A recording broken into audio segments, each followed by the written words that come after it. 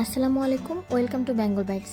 আজকে আমি তৈরি করে দেখাবো চিকেন মোমো, আর এর সাথে আমি একটা সসও তৈরি করে দেখাবো। ইনশাল্লাহ আপনাদের রেসিপিটা পছন্দ হবে। আর মোমোটাকে আমি স্টিম করার জন্য কোনো রকম স্টিমারে ব্যবহার করব না। মোমোর পুর তৈরি করার জন্য আমি এখানে চিকেন ব্রেস্ট পিস নিয়েছি। আপনারা চাইলে যে কোনো অংশটাই নিতে পারেন মুরগির, তবে ব্রেস্ট পিস নিলে ভালো হয়, কারণ দেখা যায় এই অংশটাতে কোনো রকম হাড় থাকে না, চপ করতে সুবিধা হয়। মাংসের কিমা করার জন্য মুরগির ব্রেস্ট পিসটাকে আমি ছোট ছোট টুকরো করে নিচ্ছি, আর এবার আমি এটাকে ভালো করে এভাবে চপ করে নিচ্ছি। আর চপ করতে করতে দেখা যাবে একটা সময় মাংসের কিমা তৈরি হয়ে যায়। এখানে 1 কাপের মতো মাংসের কিমা হয়েছে। এবার আমি এখানে প্রায় 4 থেকে 5টার মতো মিহি কুচি করে নিয়েছি কাঁচা মরিচ, আর নিয়েছি এখানে গাজরটাকেও আমি এখানে দিয়ে দিচ্ছি একটা অনিয়ন স্প্রিং, আর দিয়ে দিচ্ছি এখানে মরিচ কুচি। আর মরিচটাকে কিন্তু আমি একদম মিহি কুচি করে নিয়েছি। আর মরিচটা আপনাদের পছন্দ অনুযায়ী দিবেন, বাড়িয়ে অথবা কমিয়ে।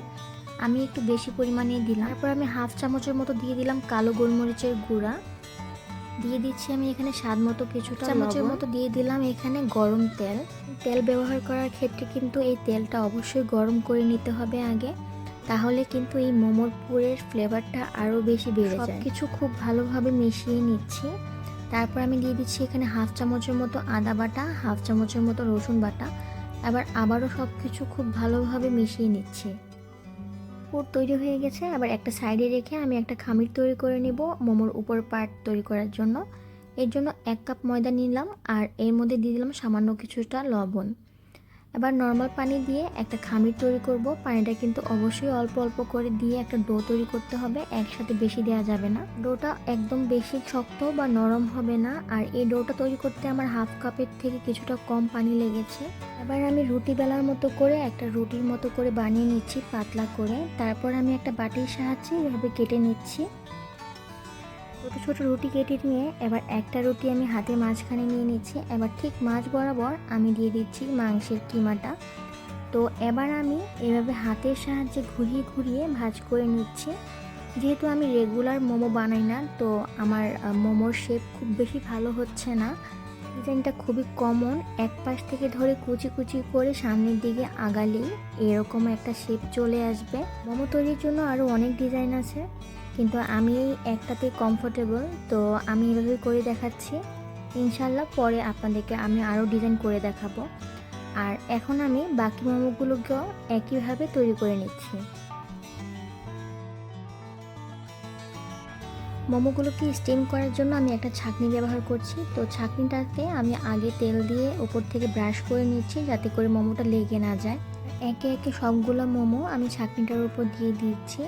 সবগুলো মোমো দেওয়া হয়ে গেলে এবার আমি এটাকে ঢাকনা দিয়ে দিচ্ছি। মোমোর সাথে সার্ভ করার জন্য একটা সস তৈরি করে দেখাবো। এর জন্য আমি নিয়ে নিলাম এখানে কিছুটা ধনেপাতা, আর ধনেপাতার সম পরিমাণে নিয়ে নিলাম আমি এখানে পুদিনা পাতা।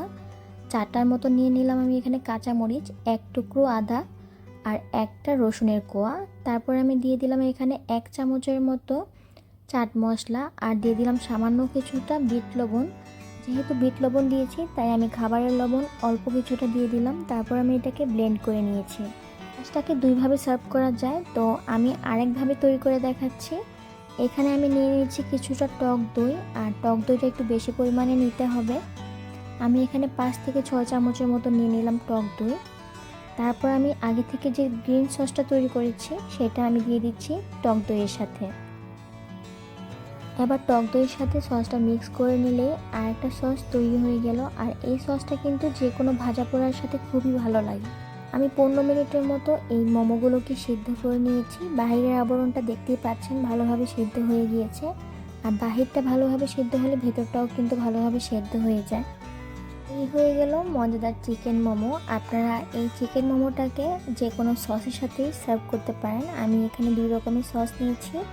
চেষ্টা করেছি মোমো এবং মোমো সসটাকে খুব সহজভাবে করে দেখাতে। ইনশাল্লাহ আপনাদের ভালো লাগবে, আর আপনারা অবশ্যই এটা বাসায় ট্রাই করে দেখবেন।